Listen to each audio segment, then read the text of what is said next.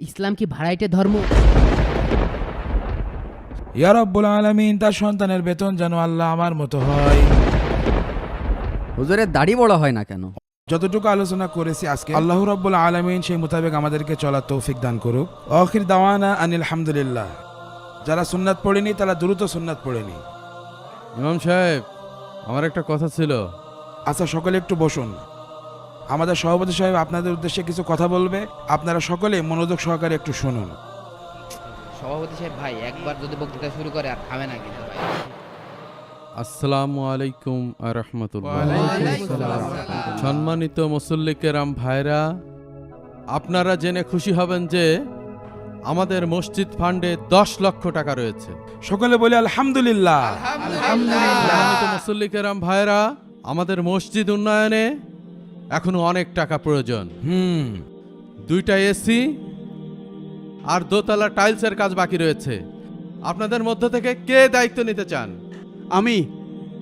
আমি একাই 2টো এসি আর দোতলা টাইলসের টাকা দেবো ইনশাআল্লাহ। সকলে জোরে সোরে বলি আলহামদুলিল্লাহ।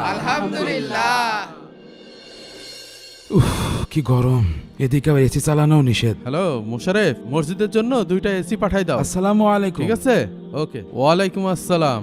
আপনার সঙ্গে একটু জরুরি কথা ছিল। কি কথা বলুন? না মানে কিভাবে যে বলি আসলে। বলুন, লজ্জা কিসের? আজ তো মাসের 5 তারিখ, গত 4 মাসের বেতন বাকি। কেশিয়ার সাহেবকেও বলেছিলাম, তিনিও তেমন কিছু বলছে না। ও আচ্ছা, আমার একদমই খেয়াল নাই। যাক, অবশেষে তাহলে বেতনটা পাচ্ছি। নেন, এটা রাখেন। কিন্তু এখানে তো মাত্র 1000 টাকা। ইমাম সাহেব, এই মাসে একটু ঝামেলায় আছি, বাকিটা আগামী মাসে অ্যাডজাস্ট করে দেবো। দেরি হয়ে গেছে। 4 মাস বেতন বাকি আর আজকে 1000 টাকা দিয়ে চলে গেল, অথচ মসজিদ ফান্ডে 10 লক্ষ টাকা পড়ে আছে। আল্লাহ, কি আর করা, দিনের কাজ, তুমিই বরকতের মালিক। যাই, হাতের কাজটা সেরে ফেলি।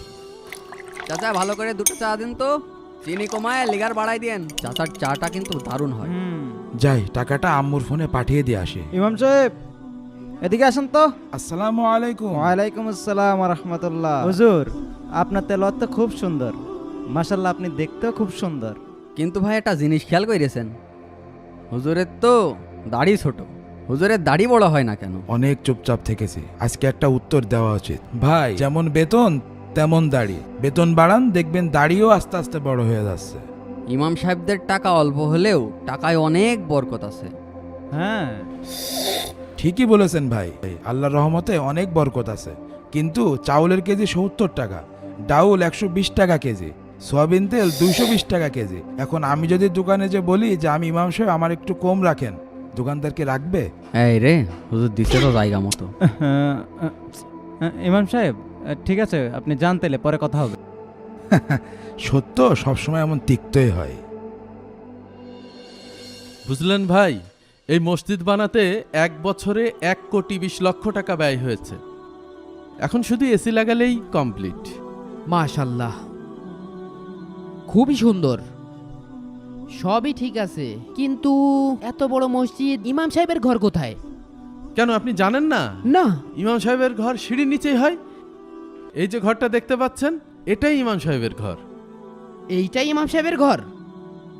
ভাই, 1,20,00,000 টাকা দিয়ে এত বড় মসজিদ বানাতে পারলেন, আর ইমাম সাহেবের জন্য একটা ঘর বানাতে পারলেন না?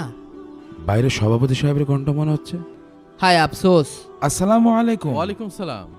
আপনাকেই মনে মনে খুঁজছিলাম। কেন বলুন তো?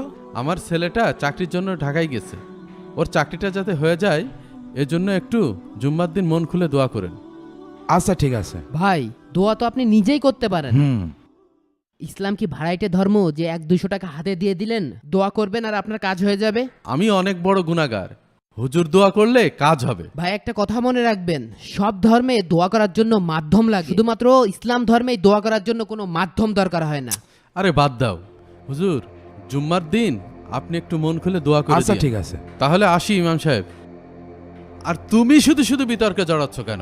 সমাজ যেভাবে চলে তুমিও সেভাবে চলো। ভাই, সমাজের কেউ কি আপনার কবরে যাবে? ক্ষমতা আর টাকা চিরদিন থাকে না, তাই এখনো সময় আছে, ভালো হয়ে যান। ইয়া রাব্বুল আলামিন, এই পর্যন্ত যত দোয়া করেছি আল্লাহ সকল দোয়াকে তুমি কবুল করে নিও। ইয়া রাব্বুল আলামিন, আমাদের সভাপতি সাহেব আমার কাছে দোয়া চেয়েছে আল্লাহ তার সন্তানের চাকরির জন্য। ইয়া রাব্বুল আলামিন, তার সন্তানকে তুমি একটা চাকরি পাইয়ে দিও। ইয়া রাব্বুল আলামিন, তার সন্তানের বেতন যেন আল্লাহ আমার মতো হয়। সুবহানা রাব্বিকা রাব্বিল ইজ্জাতি আম্মা ইয়াসিফুন ওয়া সালামুন আলাল মুরসালিন আলহামদুলিল্লাহি রাব্বিল আলামিন। ইমাম সাহেব, একটা মাসালা জানার দরকার ছিল। হ্যাঁ, কোন মাসালাটা জানো? ইমাম সাহেব, এটা কি হলো? কি করেছে সভাপতি সাহেব? আপনি এ কি দোয়াটা করলেন? কেন ৩,০০০ টাকা বেতনে যদি আমি চলতে পারি তাহলে আপনার সন্তান চলতে পারবে না কেন? আপনার টাকায় তো বরকত আছে। ও, বরকত আছে? তাহলে আপনার ছেলের বেতনটা আমাকে দিন আর আমার বেতনটা আপনার ছেলেকে দিন, বরকতটা আপনার ঘরেই যাক। আমার মুখে মুখে তর্ক? আপনার বিরুদ্ধে এখনই আমি ব্যবস্থা নিচ্ছি। আসলে একটা জিনিস কি জানেন, ইমাম পাল্টানো খুবই সহজ, কিন্তু কমিটিতে থাকা আপনাদের মতন ঘুষখোর সুদ করতে পাল্টানো ঠিক ততটাই কঠিন। আব্দুল্লাহ ভাই আসেন। আমি সভাপতি, তোর চাকরি কিভাবে থাকে আমি দেখছি।